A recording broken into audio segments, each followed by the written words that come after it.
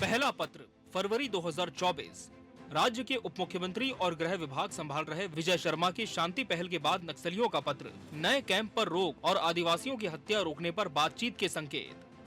दूसरा पत्र मार्च 2024, नक्सलियों के खिलाफ चलाए जा रहे ऑपरेशन कारगर को रोकने और शांति वार्ता के लिए अनुकूल माहौल बनाने की मांग। तीसरा पत्र मई 2024, नक्सलियों की केंद्रीय कमेटी के सदस्य प्रताप का पत्र, निस्वार्थ युद्ध विराम पर शांति वार्ता के संकेत। चौथा पत्र 28 मार्च 2025, सेंट्रल कमेटी के प्रवक्ता अभय ने तेलुगु भाषा में एक पत्र जारी किया। यदि सरकार अभियानों को रोकती है और नए सशस्त्र बलों के कैंप स्थापित नहीं करती तो नक्सली तुरंत युद्ध विराम की घोषणा करेंगे। पांचवा पत्र 8 अप्रैल, नक्सलियों ने फिर से शांति के लिए माहौल बनाने को लेकर पत्र लिखा। कुछ शर्तों के साथ दोहराया कि नक्सली शांति वार्ता को तैयार हैं। छठवां पत्र 17 अप्रैल, प्रवक्ता रुपेश ने जारी किया पत्र, ऑपरेशन रोकने की अपील करते हुए वार्ता का फिर दिया निमंत्रण। ये कुछ ऐसी पहलें हैं जो कि बताती हैं कि नक्सली लगातार चलाए जा रहे अभियानों के बाद कैसे टूट गए हैं। पिछले एक साल में लगातार करीब 600-700 साथियों को खोने के बाद नक्सलियों की ताकत कम हो गई है। ऐसे में नक्सली इस बात को भलीभांति समझ रहे हैं कि अब ज्यादातर सीधे मोर्चे पर वो लड़ाई नहीं लड़ सकते, बार बार उन्हें मुंह की खानी पड़ रही है। ऐसे में बढ़ती गर्मी और पतझड़ के सीजन में जंगल में नक्सलियों का बचना अब और भी मुश्किल हो जाएगा और यही वजह है कि नक्सली चाहते हैं कि जल्द से जल्द शांति वार्ता शुरू हो ताकि ऑपरेशन से होने वाले नुकसान को रोका जाए। परिस्थितियां ऐसी बन गई हैं कि अब नक्सलियों के पास शांति वार्ता ही एक रास्ता बचा है। इसलिए समय समय पर नक्सलियों के द्वारा पहल कर ऑपरेशन रोकने की मांग की गई है। हालांकि अब इस तरीके के पत्रों पर सवाल भी उठने लगे हैं। इन पत्रों से जहां नक्सली टूटे हुए लग रहे हैं तो सरकार अपनी पीठ थपथपाने से चूक नहीं रही। सरकार को लगता है कि लगातार शांति वार्ता की पहल सरकार की नैतिक जीत है और नक्सलियों की हार। एक और पत्र के बारे में कल मैं जब वहां से आया प्रयागराज से तो मुझे बताया गया कि एक पत्र जारी हुआ है करके। कितनी विषय वस्तु उसमें है, चाहते क्या है, क्या करना चाहते हैं। भाई मुझे तो मने में बड़ा ही अजीब स्थिति है। अनेक लोग चर्चा करना चाहते हैं। प्रारंभ से ही यही कहा है कि बिना किसी शर्त के, ना हम शर्त के, हमारे ऊपर कोई शर्त, ना उनके ऊपर कोई शर्त। एक व्यक्ति, दो व्यक्ति, छोटा समूह, बड़ा समूह, जो चाहें बात करें। प्रथम हमारा निवेदन यही है कि पुनर्वास करें, मुख्य धारा में आए। बंदूक के नली से सरकार नहीं बनती, यह लोकतंत्र है। यहाँ पर वोट से सरकार बनती है। इधर इस तरीके के पत्रों के आने के बाद जहां सरकार अपनी जीत पर खुश है, वहीं विपक्ष इसमें भी राजनीति करने से नहीं चूक रहा। यही वजह है कि कांग्रेस इन पत्रों को संदिग्ध मानकर पत्रों की विश्वसनीयता पर सवाल खड़े कर रही है। नक्सली चिट्ठी लिख रहे हैं, ये अभी तक प्रूफ नहीं कर पाए कि ये चिट्ठी ओरिजिनल है या फर्जी है। जिस तरह से वो चिट्ठी को मैंने भी देखा, ये चिट्ठी पूरी तरह से संदिग्ध है और कहीं न कहीं इस चिट्ठी पे जांच होना चाहिए। और सरकार कहीं न कहीं अपने आप को वाहवाही लूटने के लिए, कई गृह मंत्री खुद तो चिट्ठी नहीं लिखवा रहे हैं, तो ये जांच का विषय है। और हमें संदिग्ध है कि गृह मंत्री विजय शर्मा जी, मुझे लगता है कि अपनी वाहवाही लूटने के लिए चिट्ठी खुद लिखवा रहे हैं और मीडिया, सोशल मीडिया में वायरल कर रहे हैं ताकि कम से कम मीडिया में बने रहे। फिलहाल नक्सल मोर्चे पर अभियान रोज जारी है। ऑपरेशन के बाद हर दिन नक्सलियों को नुकसान उठाना पड़ रहा है। न केवल नक्सली मारे जा रहे हैं बल्कि मारे जाने के खौफ से समर्पण भी ज्यादा हो रहा है। ऐसे में नक्सलियों के खात्मे के दावे और प्रतिदावे की सियासत देखने को मिल रही है। Bureau report, TV 24 news.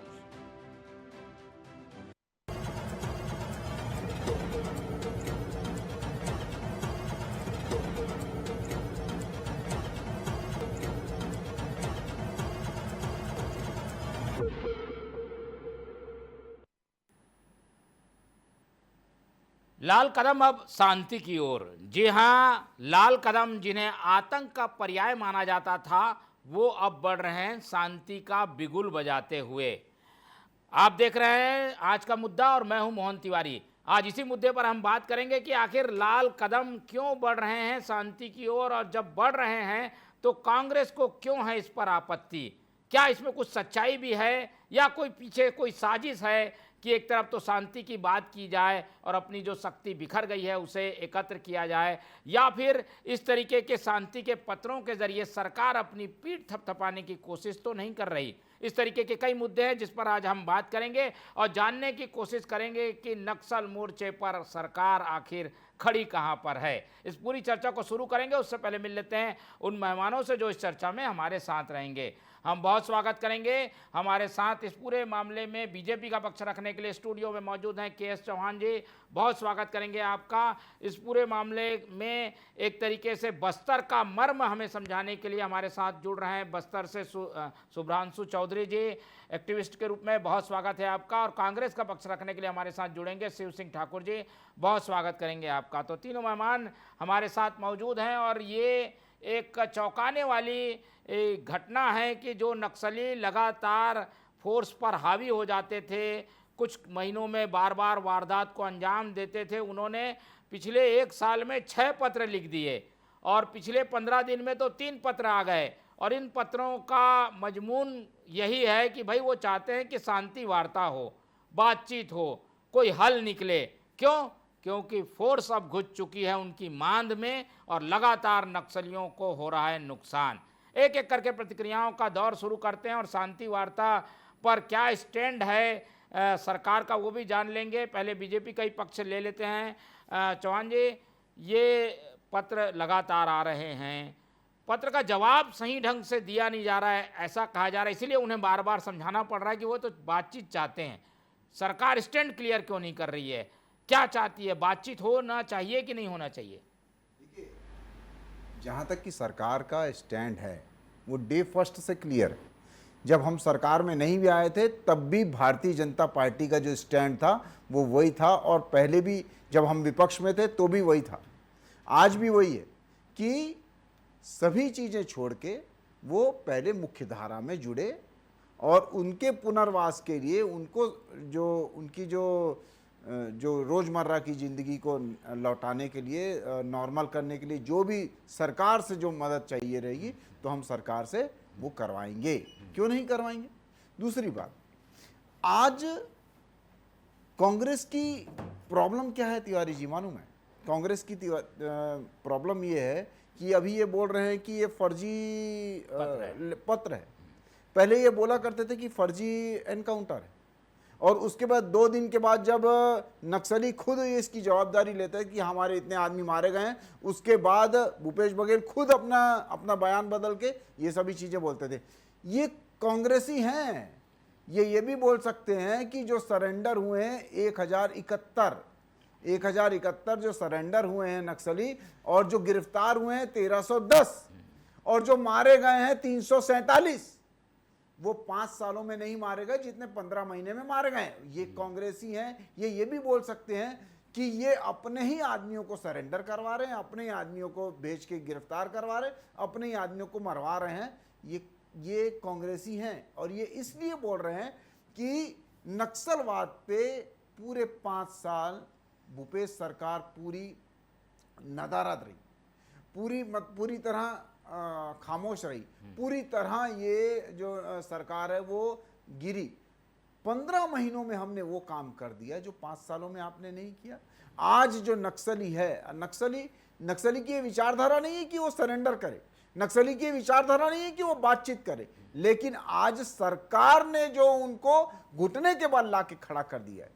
और ये सरकार सिर्फ बंदूक के जोर पे नहीं, सबसे मेन बात देखना पड़ेगा तिवारी जी कि जो पनपा था यहाँ पर नक्सलवाद आज से 40 साल 45 साल पहले, वो बस्तर की भोली भाली जनता के समर्थन से पनपा था।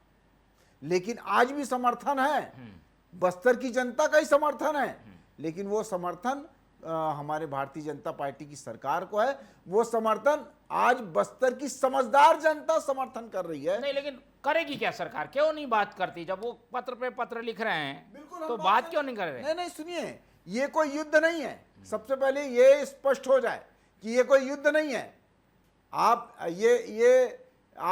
सीधा सरेंडर करें, आप मुख्यधारा में जुड़े और आप बंदूक रखें। लोन मर्राटू अभियान के तहत हमने बहुत सारे लोगों को पहले भी मुआवजा दिया है, पुनर्वास भी दिया है। हम बातचीत करेंगे। जब बातचीत करते हैं तब भी कांग्रेसी नेता बोलते हैं कि सलाह भी उनसे ले लो कि छत्तीसगढ़ कैसे चलाया जाए। ठीक है, चलिए ठीक है, तो ये स्टैंड क्लियर है कि पहले समर्पण करें, बातचीत होती रहेगी, बंदूक छोड़ेंगे तब बात होगी। अब कांग्रेस का रुख जान लेते हैं। शिव सिंह ठाकुर जी, ये तो पत्र पे पत्र आ रहा है, इससे पता चलता है कि नक्सली कहीं ना कहीं डाउन हुए हैं, बातचीत करने के लिए राजी हुए हैं, और ये सरकार के लिए एक तरीके से अपर हैंड है, सरकार की वाहवाही है। क्या कांग्रेस इसे स्वीकार नहीं करती, इसीलिए पत्र को फर्जी बता रहे हैं आप लोग?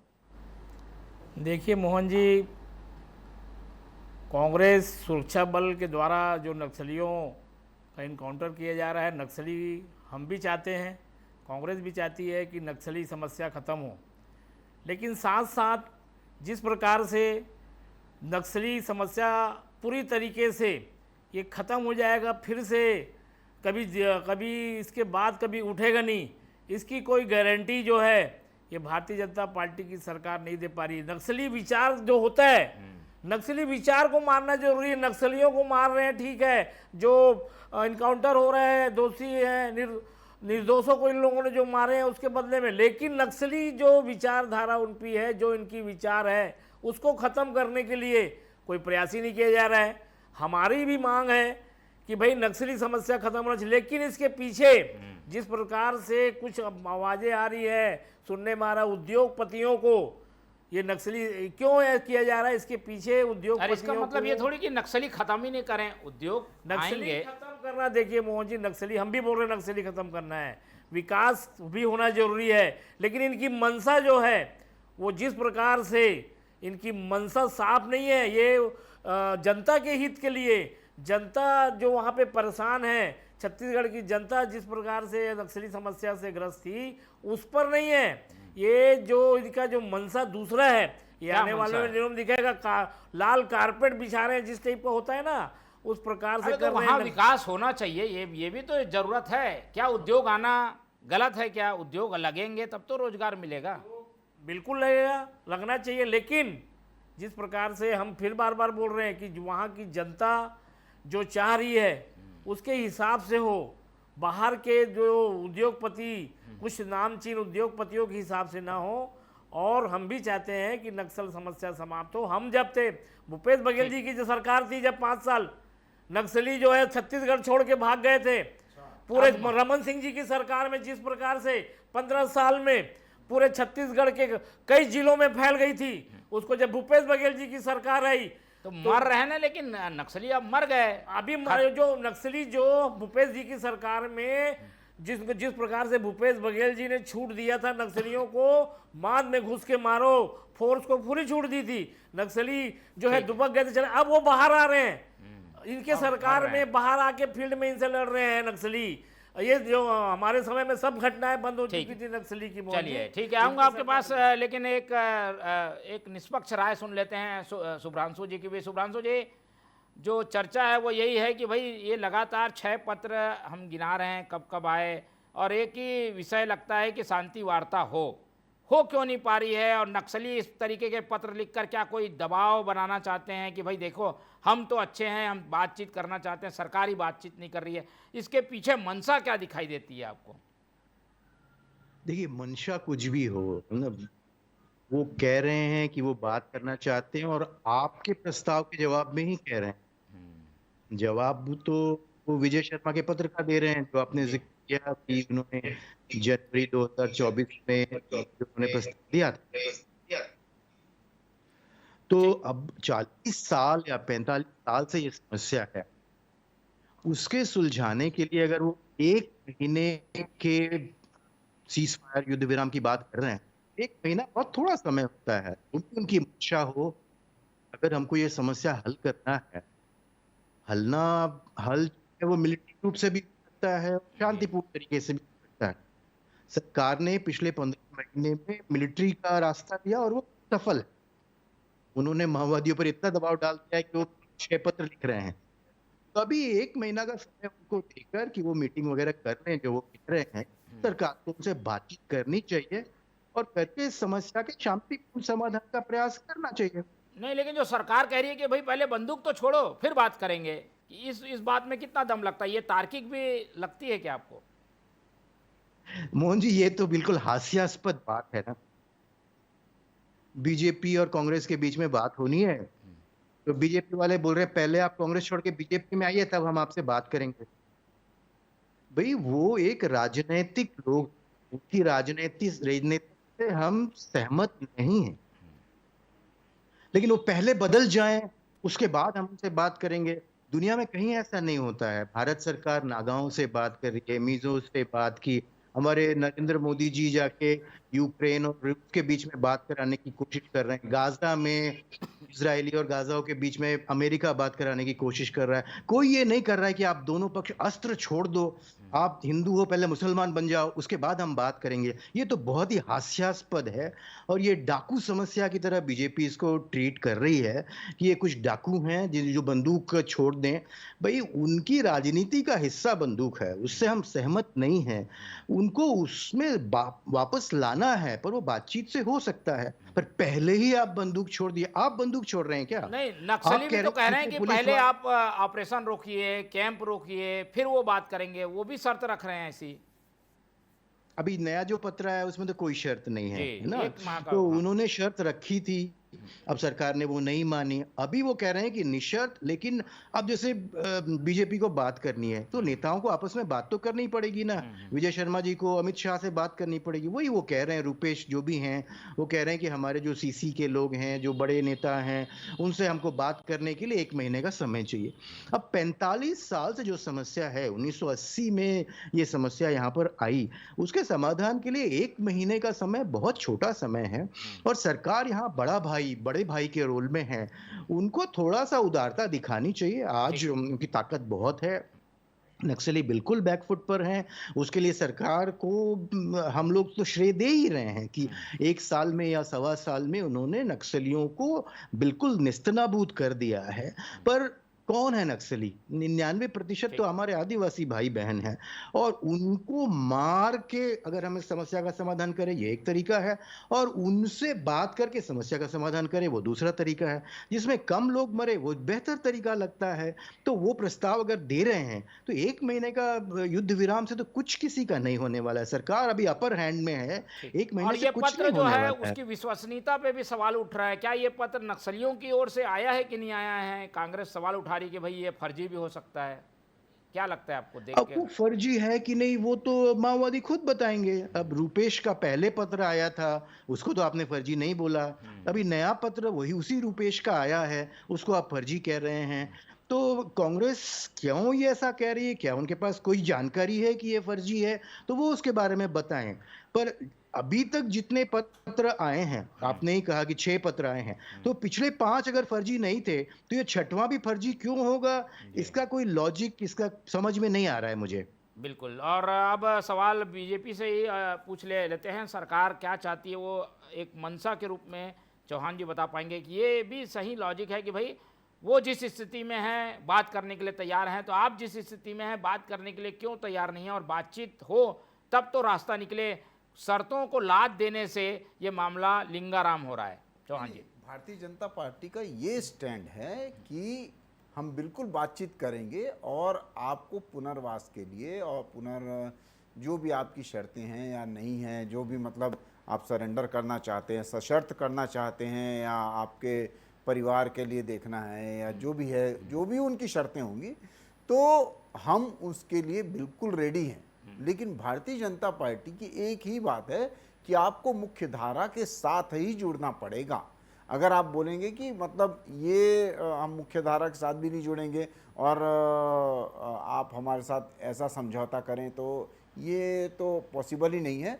दूसरी बात ये है कि जैसे कि हमारे चौधरी साहब ने बोल भी रहे थे कि जब 5 पत्र आए हैं और 6वां पत्र ये बोल रहे हैं कि फर्जी है, तो एक विचारधारा कांग्रेस की भी अभी जो चल रही है वो भी देखना पड़ेगा कि नकारात्मक की विचारधारा चल रही है, नकारात्मक पॉलिटिक्स कर रहे हैं। इन्होंने 5 न कांग्रेस में नहीं है।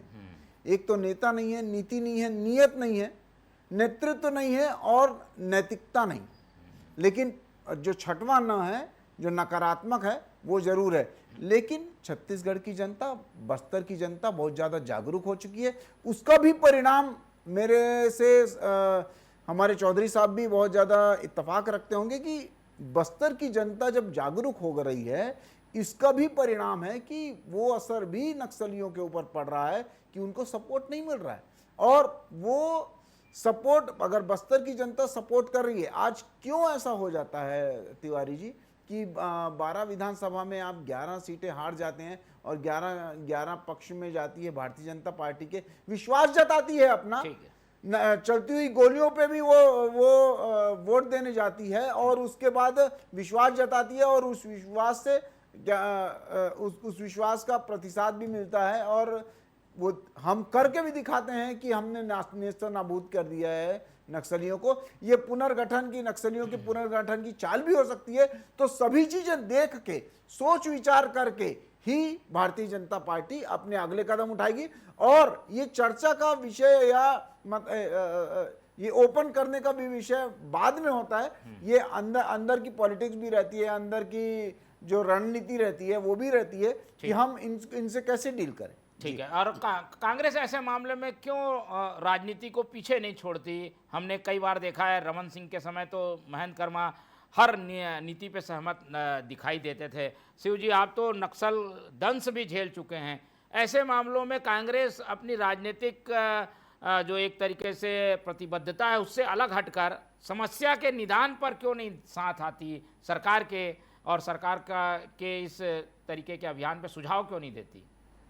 बिल्कुल मोहन जी, जब सरकार हमारे नेताओं से सुझाव जब भी मांगी तब दिया गया है। इसके पहले जब डॉक्टर रमन सिंह की सरकार थी, क्लोज डोर मीटिंग हुई थी विधानसभा में, उसको लेकर भी जो है हमारे सब सारे विधायक दल और विधायक दल के नेता लोगों ने राय दी थी। उसका क्या हुआ? भारतीय जनता पार्टी की सरकार थी, जो राय दिए थे आज तक उसमें कुछ नहीं हुआ है। तो बराबर जब भी सरकार सहायता दिखा के सकारात्मक रुख अपनाएगी, हमारे नेताओं से बात करेगी, तो बराबर हम देंगे।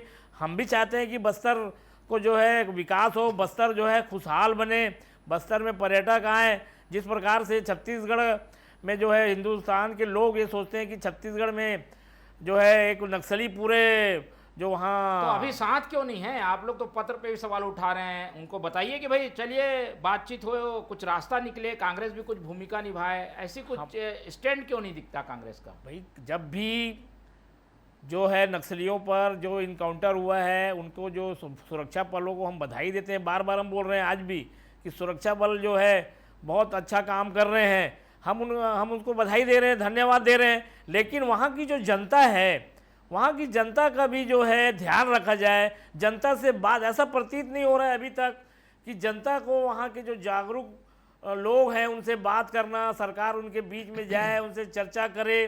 केवल गोली, केवल इनकाउंटर कर दे रहे हैं, केवल इनकाउंटर, भय का वातावरण इस प्रकार से बना दिया गया है कि तीनों बार जनता ने भारतीय जनता पार्टी के पक्ष में वोट डाला है, तो जनता खुश है। तभी तो काम है, अरे हम विपक्ष की भूमिका में है, आपने विधानसभा जीता, हमने जनता की आवाज उठाने का धर्म है विपक्ष को। आपको सिर्फ सुनने का अधिकार है, जनता की आवाज विपक्ष उठाएगा, आपको सिर्फ सुनना है और हमारी बात को सुनकर जनता की आवाज विपक्ष की आवाज होती है। सरकार तो हिटलर शाही अपनाती है, सरकार सिर्फ आदेश करती है, अपने हिसाब से चलती है। जनता की आवाज विपक्ष होती है और विपक्ष की आवाज को, सरकार को सुनना उसका धर्म है और उसको टेली करना धर्म है। सरकार आपको बनाया गया है तो हिटलर टाइप का शासन नहीं करना है। जनता क्या आपको बता रही है कि ऐसा बिल्कुल जनता की आवाज है, हम जनता हमको बता रही है कि जिस प्रकार से हो रहा है, जनता की आवाज को सुनी नहीं जा रही है, भय का वातावरण किया जा रहा है। तिवारी जी, जनता इनको नहीं, पूरे छत्तीसगढ़ को, पूरे देश को बता चुकी है कि हम किसके साथ में हैं। और 15 महीनों में 3 बार एक तरफा सुपड़ा साफ कर दिया, कांग्रेस का उखाड़ के फेंक दिया और भारतीय जनता पार्टी के पक्ष में उन्होंने वोट दिया। ठीक है, 400 के पार का नारा लगाया। ये जनता का 14 सीट में कभी नहीं बन पे हम, जवाब था। कितनों भी नीचे गए हैं हम, लेकिन 14 सीट जो भारतीय जनता पार्टी छत्तीसगढ़ में, हम कभी भी हम 35 सीट से नीचे नहीं है। परिस्थिति बदल गई है और आज हमारी चर्चा जो है वो नक्सलियों के प्रस्ताव पर है। शुभ्रांशु जी से समझने की कोशिश करते हैं कुछ आप, क्योंकि वहाँ लगातार लोगों के फीडबैक भी सुनते रहते हैं। शुभ्रांशु जी, अब क्या होना चाहिए? सरकार का स्टैंड तो अलग दिखता है, कांग्रेस का स्टैंड भी दिखता है, पर फीडबैक क्या बोलता है? अब ऐसे समय में कुछ कदम जो सुझाव के रूप में आपके हों, क्या किया जा सकता है? देखिए, नक्सलियों की तरफ से अगर ये प्रस्ताव आया है कि 1 महीने का युद्ध विराम हो, तो हमारा आग्रह सरकार से रहेगा कि वे कृपया इसे मानें और यही उनकी शर्त है, यही उनकी ज़रूरत है अगर। देखिए, बार-बार मैं अपने आप को रिपीट कर रहा हूँ कि जो कांग्रेस के लोग कह रहे हैं, जो बीजेपी के लोग कह रहे हैं, दोनों कह रहे हैं कि हम इस समस्या का समाधान चाहते हैं। एक ही समस्या के समाधान के कई रास्ते हो सकते हैं। एक रास्ते पे बीजेपी चल रही है। कांग्रेस ने वादा किया था कि वो शांति वार्ता करेंगे वगैरह-वगैरह, 5 साल में उन्होंने कुछ नहीं किया। बीजेपी ने कभी शांति वार्ता का कोई वादा नहीं किया, लेकिन उन्होंने प्रस्ताव भी दिया और मिलिट्री के रास्ते पे वो चल रहे हैं और काफ़ी सफल है। मिलिट्री के रास्ते से भी शांति आ जाएगी ऐसा लग रहा है, क्योंकि इतना हावी वहाँ की पुलिस हो गई है। लेकिन हमारे लोग हैं जिनसे हम लड़ रहे हैं, तो अगर वही जहाँ पर पहुँचना है हम शांतिपूर्ण तरीके से भी पहुँच सके, उसके लिए ये जो प्रस्ताव नक्सलियों का आया, वो क्यों इस पे आया है, उसका उत्तर वो दे सकते हैं। और समझ में तो यही आता है कि पुलिस ने उनको बहुत दबा दिया है, इसलिए वो आ रहा है। पर सरकार को उसको मान के एक बड़े भाई की तरह और बातचीत शुरू नहीं, करना कोई चाहिए साजिश और तो इसका नहीं एक है, कोई शांतिपूर्ण छिपा हुआ समाधान हिडन वो एजेंडा जो तो वो नहीं है? करेंगे अंत में, जिसकी बात जो कह रहे हैं कि वो आत्मसमर्पण करें वगैरह-वगैरह, वो अंत में होता है। बातचीत की शुरुआत हो और शुरुआत होके शांतिपूर्ण तरीके से इसका समाधान हो, इसके लिए एक बहुत अच्छा मौका है और वो मौका के लिए बधाई के पात्र हैं बीजेपी की सरकार और सुरक्षा बल कि उन्होंने नक्सलियों को घुटने टेकने पर, चौधरी जी बातचीत के लिए मानने पर चौधरी मजबूर जी किया, कहीं ले, पर लेकिन अब बातचीत अब शुरू होनी ठीक है, चाहिए। चौधरी जी कहीं 1 महीने में ये शांति वार्ता के बीच में वो अपनी ताकत तो इकट्ठे करने की कोशिश में नहीं है, समय चाह रहे हों, ये डिले टैक्टिक्स तो नहीं है? देखिए, 45 साल एक तरफ और 1 महीना एक तरफ, है ना? आप बड़े भाई हैं, है ना? थोड़ा रिस्क तो आपको लेना पड़ेगा। जो 45 साल में जो हुआ, वो 1 महीने में नहीं तैयार हो गया होगा कि वो 1 महीना में सब कुछ बदल देंगे। उन्होंने कहा है 1 महीना, ये बहुत कम कहा है। मुझे तो लगता है 3 महीना कहना चाहिए था, क्योंकि 3 महीने से कम में कुछ होता नहीं है। पर वो कह रहे हैं कि वो अपने नेताओं से बातचीत करके कि किसको बनाना है, बातचीत कमेटी का सदस्य वगैरह-वगैरह, ये सब जो आज जो रूपेश ने लिखा है, ये बहुत छोटी सी मांग है और ये बहुत बड़ी समस्या है। 45 साल बनाम 1 महीना, सरकार को इतना रिस्क तो लेना ही ठीक है, चाहिए। जल्दी चौहान जी जल्दी कुछ जवाब दीजिए, समय आ गया।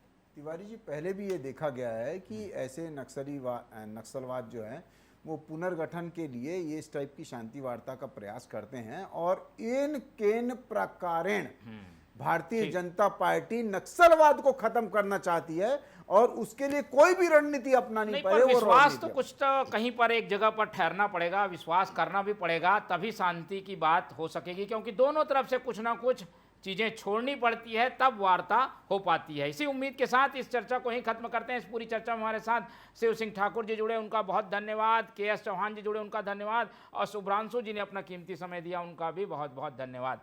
तो तीनों मेहमानों को धन्यवाद कहते हुए आज की ये चर्चा यहीं खत्म करते हैं और आप लोग से रखते हैं उम्मीद कि आप लोग देखते रहेंगे TV 24। रखिए अपना बहुत ख्याल। नमस्कार।